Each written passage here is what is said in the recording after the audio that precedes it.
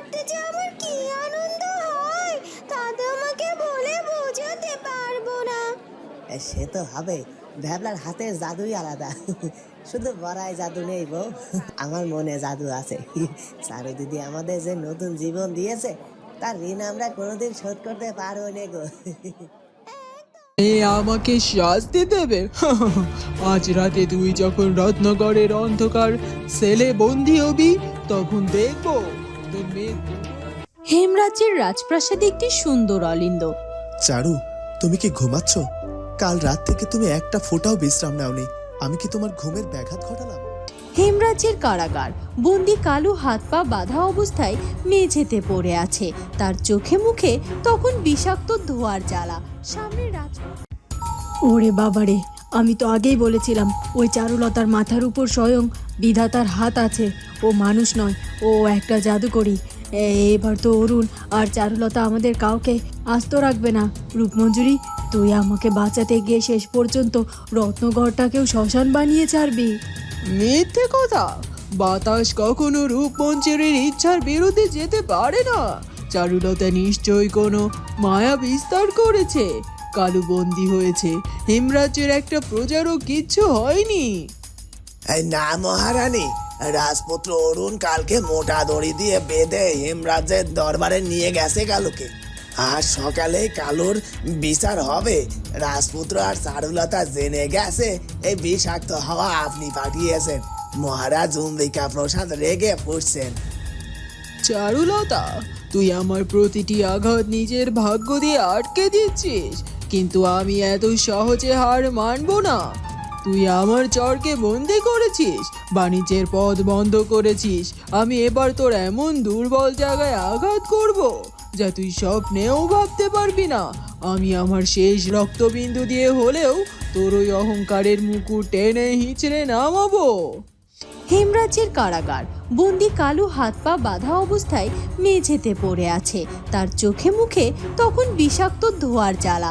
সামনে রাজপুত্র অরুণ তলোয়ার হাতে দাঁড়িয়ে আছে।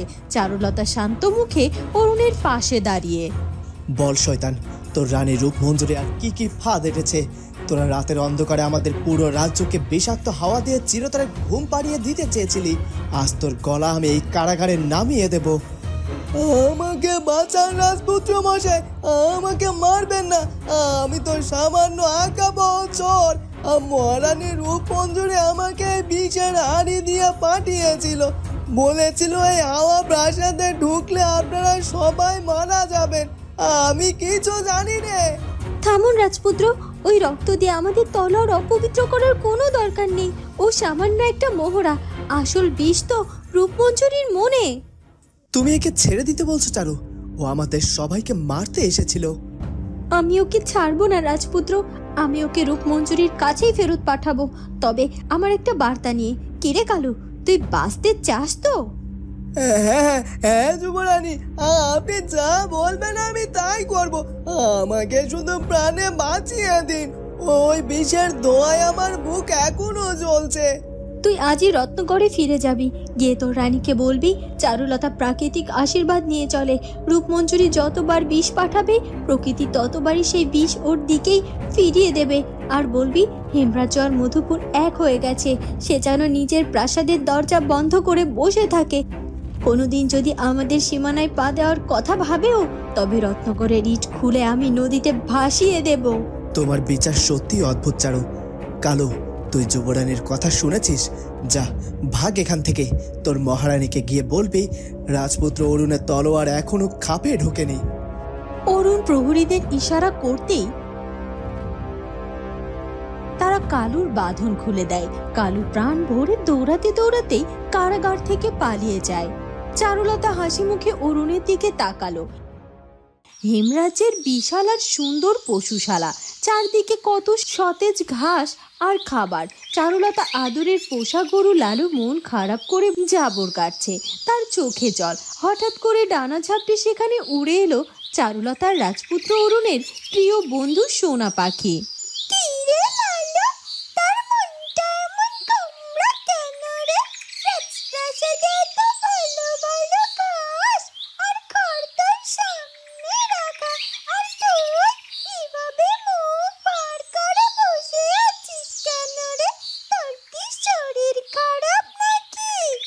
ঘাস তো অনেক আছে সোনা পাখি, কিন্তু এই ঘাসে কি আর সেই আগের স্বাদ আছে?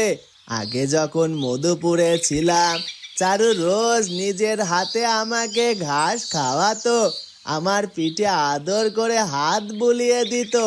আর এখন এখন সে বড় মহারানী হয়ে গেছে, 2 রাজ্যের দায়িত্ব সামলাতে এত ব্যস্ত যে তার এই লালুর কথা একবারও মনে পড়ে না। ওরে বোকা লালু, তুই চারুকে ভুল বুঝছিস। চারু কি তোকে কোনোদিনও বলতে পারে? তুই তোর কত বিপদের সাথী, কিন্তু এখন ওর কাঁধে 2টো বড় রাজ্যের ভার। ওই রাক্ষসী রূপমঞ্জুরি কত চক্রান্তের সাথে দিন রাত লড়াই করে যাচ্ছে। তুই জানিস চারু এখন কত চিন্তায় থাকে? আমি সব জানি রে সোনা পাখি, চারু তো আমাদের সবার মঙ্গলের জন্য এত কষ্ট করছে। রূপমঞ্জুরির ওই গুপ্ত ঘাতক আর বিষাক্ত হাওয়ার হাত থেকে তো চারু সবাইকে বাঁচালো, কিন্তু আমার যে ওকে বড্ড দেখতে ইচ্ছে করে রে। ওর ওই মিষ্টি হাতের ছোঁয়া না পেলে আমার যে রাতে ঘুমই আসে না রে। তুই একদম চিন্তা করিস নে লালু, চারু আর রাজপুত্র অরুণ মিলে রূপমঞ্জুরির সব বম্ব খুব তাড়াতাড়ি মাটিতে মিশিয়ে দেবে। তারপর দেখবি আমাদের এই 2 রাজ্যে কত শান্তি। আর তারপর কি হবে রে সোনা পাখি? তুই এমন হাসছিস কেন? কোনো কোনো খুশির খবর আছে নাকি? আরে বোকা, এরপর তো আমাদের চারু আর রাজপুত্রের কোল আলো করে ফুটফুটে সুন্দর ছানা পোনা আসবে। ভাব তো একবার, ছোট ছোট রাজকন্যা রাজপুত্র এই পশুশালায় দৌড়ে আসবে, তোর লেজ ধরে টানবে, তোর গলার ঘন্টা বাজাবে, তোর পিঠে চড়ে ঘুরেও বেড়াবে, আর তুই তাদের নিজের মিষ্টি দুধ খাওয়াবি। সত্যি বলছিস সোনা পাখি? ছোট ছোট রাজকন্যা আর ছোট ছোট রাজপুত্র আসবে আমার কাছে, আমার পিঠে চড়ে খেলবে? আহ, এই কথাটা শুনে আমার বুকে সব অভিমান আর কষ্ট একেবারে দূর হয়ে গেল রে। আমি তো তাদের জন্য আমার প্রাণও দিয়ে দেব। সেই দিন খুব তাড়াতাড়ি আসবে, তুই এখন পেট ভরে খেয়ে নে, আর ওদের দুজনের জন্য বিধাতার কাছে আশীর্বাদ কর। চারু আর অরুণের ভালোবাসার এই রাজপ্রাসাদে একদিন ওই ছোট ছোট দানবদের হাসিতে তোর গলার ঘন্টার শব্দে ভরে উঠবে। সোনা পাখি মধুর সুরে গান গাইতে গাইতে আকাশে উড়ে যায়। মধুপুরের সীমানা, সকালের রোদে রাজেশ পাহারায় দাঁড়িয়ে আছে। জেসমিন ছুটে আসে রাজেশের কাছে, তার মুখে তখন অনেক আনন্দ। রাজেশ বাবু, আপনি খবর পেয়েছেন? দিদি আবারও জিতে গেছে। রূপমঞ্জুরির পাঠানো সেই বিষাক্ত হাওয়া নাকি উল্টো দিকে ঘুরে রূপমঞ্জুরির চরের গায়ে লেগেছে। দিদি আর রাজপুত্র এখন একদম সুস্থ আছে। আমি তো আগেই বলেছিলাম জেসমিন, চারু দিদির মাথায় ওপরওয়ালার হাত আছে। রূপমঞ্জুরি যতবার দিদির ক্ষতি করতে চাইবে ততবার সে নিজের পাতা ফাঁদেই পড়বে।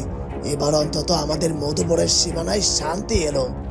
শান্তি এলো রাজেশ বাবু, কিন্তু আমার মনের ভেতরটা কেমন যেন খচখচ করছে। আমার মা মধুবালাও তো ওই রূপমঞ্জুরির সাথে আছে।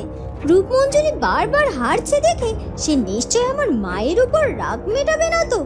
না, আসলে যতই অন্যায় করুক তিনি তো আমার মা, তাই না? তুমি এমন ভেবো না জেসমিন, মধুবালা রানী নিজের ইচ্ছেতেই ওই অন্ধকারে পথ বেছে নিয়েছে। চারু দিদি তাকে অনেকবার সুযোগ দিয়েছিল, তখন তিনি রূপমঞ্জুরির সাথে হাত মিলিয়েছেন। এর ফল তো তাকে ভোগ করতেই হবে। তুমি শুধু আমাদের এই নতুন জীবনের কথা ভাবো। আপনি ঠিকই বলেছেন। দিদি আমাদের এত সম্মান দিয়েছে, আমাদের এখন শুধু দিদির দেখানো পথে চলতে হবে। আমি আর মায়ের কথা ভেবে চোখের জল ফেলবো না, আমার দিদির উপর ভরসা রাখতে হবে। রত্নগড়ের রাজসভা, ঠিক তখনই কালু হাঁপাতে হাঁপাতে সেখানে এসে লুটিয়ে পড়ে। কালু, তুই বেঁচে আছিস? তোর তো রাজপুত্র অরুণ বন্দি করেছিল, তুই ছাড়া পেলে কি করে? তুই পালিয়ে এসেছিস নাকি চারুলতা তোকে দয়া করে ছেড়ে দিয়েছে? বল, আমার ওই বিষাক্ত হাওয়া কেন উল্টো দিকে বইলো? আমাকে ক্ষমা করুন মহারানী, যুবরানী চারুলতা আমাকে ছেড়ে দিয়েছে। সে বলেছে আপনি যতবার বিষ পাঠাবেন প্রকৃতি ততবার ফিরিয়ে দেবে। সে আমাকে আমাকে আপনার কাছে একটা বার্তা দিয়ে পাঠিয়েছে। সে বলেছে আপনি যেন প্রাসাদের দরজা বন্ধ করে রাখেন, না হলে সে রত্নকরের ইট খুলে নদীতে ভাসিয়ে দেবে। চারুলতার এত বড় স্পর্ধা! সে আমার চরকে দয়া দেখিয়ে আমাকে অপমান করতে চায়। সে আমাকে রত্নগড়ের ভেতরে বন্দি হয়ে থাকতে বলছে। আমি রূপমঞ্জুরি, আমি কারো দয়ায় বাঁচি না। তুই এবার শান্ত হসই। চারুলতা সাধারণ মেয়ে নয়, ওর সাথে আর টক্কর দিস না। আমাদের বাণিজ্য শেষ, ঘাতকরা বন্দি, বিষাক্ত হাওয়া ব্যর্থ হলো। এবার তো আমাদের পালানো ছাড়া আর কোনো উপায় নেই। পালানোর কথা তো বলে কাপুরুষেরা। আমি যখন সোজা পথে পারছি না, তখন আমি চারুলতার সবচেয়ে দুর্বল জায়গায় আঘাত করব। চারুলতা হেমরাজ্য আর মধুপুরকে এক করে খুব অহংকার করছে, কিন্তু সে ভুলে গেছে তার পালিত বাবা যোগু মোড়ল এখনো অসুস্থ অবস্থায় হেমরাজ্যের এক কোণে পড়ে আছে। যোগু মোড়ল, কিন্তু তাকে তো রাজপ্রাসাদের ভেতরে কড়া পাহারায় রাখা হয়েছে। তুই সেখানে পৌঁছাবি কি করে? রূপমঞ্জরি যেখানে যেতে পারে না সেখানে তার মায়া পৌঁছে যায়। আমি যোগু মোড়লকে তুলে আনবো, তারপর দেখবো চারুলতা তার বাবাকে বাঁচায় নাকি নিজের ওই দুই রাজ্যকে বাঁচায়। বুঝলে মীরা, আমি এখন খিদে সন্দেশ বানিয়েছি, যা মুখে দিলে দিদি সব ক্লান্তি দূর হয়ে যাবে। কাল রাতে দিদি কত বড় একটা বিপদ থেকে আমাদের সবাইকে বাঁচালো। আজ তো শুধু মিষ্টি খাওয়ার দিন। ঠিক আছে বাবলা, দিদি আর রাজপুত্র মিলে আমাদের জীবনটা কত সুন্দর করে সাজিয়ে দিয়েছে। আমি তো ভাবছি এই মিষ্টির হাড়িটা আমরা দুজনে রাজপ্রাসাদে নিয়ে যাব। আমার বাবা এই ক্ষীরের মিষ্টি খেতে বড্ড ভালোবাসে, তাকেও খাওয়াবো। হ্যাঁ হ্যাঁ, নিশ্চয়ই যাবো। তুমি তুমি তাড়াতাড়ি খাবারটা বাঁধো, আমি দোকানটা একদম গুছিয়ে ফেলেছি। আর শোনো, ক্যাবলার বউ ময়নাও মধুপুর থেকে দিদির জন্য তেঁতুল জল পাঠাবে বলেছিল। ওদের তেঁতুল জল আর আমাদের মিষ্টি দিদির জন্য আজ মহা ভোজন হবে গো। তুমি শুধু নিজের খাওয়ার কথা ভাবো ভাবলা। তবে যাই বলো, ক্যাবলার মনে এখন বেশ শান্তিতে আছে। দুই রাজ্য এক হয়ে যায়, আমাদের সবারই খুব সুবিধা হয়েছে। চলো এবার তাড়াতাড়ি হাড়িটা তুলে নাও। মধুপুরের বাজার। ময়না একটি সুন্দর মাটির ভারে বিশেষ মিষ্টি তেঁতুলের জল ভরেছে। দুজনের মুখেই হেমরাজ্যে যাওয়ার আনন্দ। দিদির জন্য একদম নিজের হাতে পুদিনা পাতার মিষ্টি তেঁতুল দিয়ে বানিয়েছি। দিদি খেলে ভীষণ খুশি হবে। তুমি কিন্তু পথে কোথাও দাঁড়িয়ে এটা খেয়ে ফেলবে না, এই বলে দিলাম। আরে বউ, তুমি আমাকে এত পেটুক ভাবো? আমি কি দিদির জিনিস পথে খেয়ে ফেলি নাকি? আমি তো শুধু ভাবছি ভ্যাবলাদা নিশ্চয়ই ওখানে বড় কোনো মিষ্টি বানিয়েছে। আমরা হেমরাজে গিয়ে দিদিকে তেঁতুল জল দেবো, আর ভ্যাবলাদার হাতের মিষ্টি খুব ভালো, খুব মজা হবে, তাই না? তুমি আর ভ্যাবলাদা দুজনে শুধু পেট পুজো, তবে আমারও খুব ইচ্ছে করছে মীরার সাথে দেখা করতে। দুই রাজ্য তো এক হয়ে গেছে, এখন তো সীমানার কোনো আটকেও নেই। আমরা খুব সহজে হেমরাজে পৌঁছেও যাব। একদম ঠিক বলেছো। চারু দিদি আমাদের যে স্বাধীনতা দিয়েছে তাতে কোনো রাজাও দিতে পারে না। চলো চলো, দেরি করলে আবার রোধ করা হয়ে যাবে। হেমরাজ্যের রাজপ্রাসাদে একটি সুন্দর অলিন্দ। চারু, তুমি কি ঘুমাচ্ছ? কাল রাত থেকে তুমি একটা ফোঁটাও বিশ্রাম নাওনি। আমি কি তোমার ঘুমের ব্যাঘাত ঘটালাম? না রাজপুত্র, আমি ঘুমোচ্ছিলাম না। আমি শুধু চোখ বন্ধ করে ভাবছিলাম আমাদের দুই রাজ্যের মানুষ এখন কতটা শান্তিতে আছে। রূপমঞ্জুরির চরকে আজ আমি ছেড়ে দিয়েছি। সে নিশ্চয়ই বার্তা পেয়ে রত্নকরের দরজা বন্ধ করে বসে থাকবে। তুমি কালুকে ছেড়ে দিয়ে খুব বড় মনের পরিচয় দিয়েছ চারু, কিন্তু আমার ভয় হয় রূপমঞ্জুরি তোমার এই দয়াকে দুর্বলতা ভেবে না বসে। সে তো সরাসরি যুদ্ধ করতে ভয় পায়, কিন্তু পেছন থেকে ছুরি মারতে সে খুব পটু। আমি তাকে কোনো সুযোগই দেব না রাজপুত্র। আমি কাল থেকে আমাদের দুই রাজ্যের পাহারাদের নতুন করে সাজাবো। আর তাছাড়া আমাদের মানুষের ভালোবাসা আমাদের সব থেকে বড় ঢাল। হেমরাজ্যের রাজপ্রাসাদে আরেক দিকে যোগু মোড়লের কক্ষ। যোগুবাবু বিছানায় শুয়ে বিশ্রাম নিচ্ছে। হঠাৎ জানালার বাইরে থেকে একটা অদ্ভুত লালচে ধোয়া ঘরের ভেতরে ঢুকতে শুরু করে। ও গো, ও হঠাৎ আমার এত ঘুম পাচ্ছে কেন গো?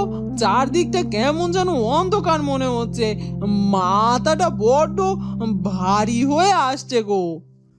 জয়া, তুমি এমন ডুলে পড়ছো কেন?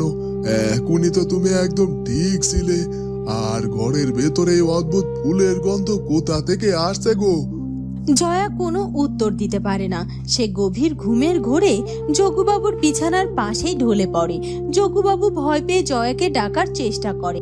ঠিক তখনই সেই লালচে ধোঁয়াটা যোগুবাবুর সামনে একটি ছায়া মূর্তির আকার ধারণ করে। সেই ছায়া থেকে মহারানী রূপমঞ্জুরির পুটির গলার আওয়াজ ভেসে আসে। যোগু মোড়ল, সাধারণ এক দাদি, চারুলতার পালিত বাবা। জয়াকে ডাকিস না, সে এখন মায়া নিদ্রায় ঘুমোচ্ছে। এবার তোর পালা। কে রে তুই? তোর গলা তো ওই রাক্ষসী রূপমঞ্জুরির মতোই লাগছে। তুই আমার ঘরে কি চাস? আমার জয়াকে তুই কি করেছিস? আমি জয়াকে কিচ্ছু করিনি রে বোকা দাদি। আমি তো এসেছি তোকে আমার সাথে রত্নগড়ে নিয়ে যেতে। চারুলতা আমার বাণিজ্যের পথ বন্ধ করে আমাকে ভিখারিনী বানাতে চায়। আমি আজ তোকে তুলে নিয়ে গিয়ে ওর চোখের জল দিয়ে আমার পা ধোবো। তুই মায়া করে আমাকে ভয় দেখাতে এসেছিস। তুই জানিস না, যোগু মোড়ল কখনো মৃত্যুকে ভয় পায় না রে। তুই আমার সারুর একটা পশমও ছিঁড়তে পারবি না। আমার মেয়ে তোকে এমন শাস্তি দেবে যে তুই সারা জীবন মনে রাখবি। যা যা এখান থেকে। তোর মেয়ে আমাকে শাস্তি দেবে? আজ রাতে তুই যখন রত্নগড়ের অন্ধকার সেলে বন্দী হবি, তখন দেখবো তোর মেয়ে দুটো রাজ্য বাঁচায় নাকি তোকে বাঁচায়। আয় আমার সাথে আয়। সেই লালচে ধোঁয়াটা যোগু মোড়লের সারা শরীর পেঁচিয়ে ধরতে শুরু করে। যোগুবাবু চিৎকার করার চেষ্টা করেন, কিন্তু তার গলা থেকে কোনো আওয়াজ বের হয় না। রূপমঞ্জুরির এই ভয়ঙ্কর মায়াজাল চারুলতার জীবনের সব থেকে বড় দুর্বল জায়গায় আঘাত হানে। বন্ধুরা, কি হতে চলেছে এরপর সেটা জানবো আমরা চারুলতা গল্পের পরবর্তী পর্বে। আর আমাদের আজকের পর্বটি ভালো লাগলে অবশ্যই আমাদের চ্যানেলটিকে সাবস্ক্রাইব করে দিও। দেখা হবে নতুন পর্বে। ধন্যবাদ।